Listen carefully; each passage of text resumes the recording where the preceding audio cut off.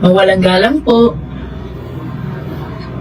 hindi po buwaya ang Congresswoman ng Batangas 2nd District. Kung ako man po'y may pagkakautang, ako po'y nakikisuyo. Sana po ako'y mapadalhan ng pleading or entry of appearance o kahit na po anong papel upang akin pong maunawaan ang naging partisipasyon ng inyong law office sa fabricated cases of rape na naging kaso ng aking asawa. Sa halagang 8 million, hindi kayo nag-demand? Sara Duterte? Sinungaling at kalahati eh. Sa halagang 8 million, hindi kayo nagpadala ng demand letter kay Congresswoman Luistro? Bakit di nyo alam opisina niya? Para hindi kayo makapagpadala ng demand letter. Imposible ho yun, mga kababayan.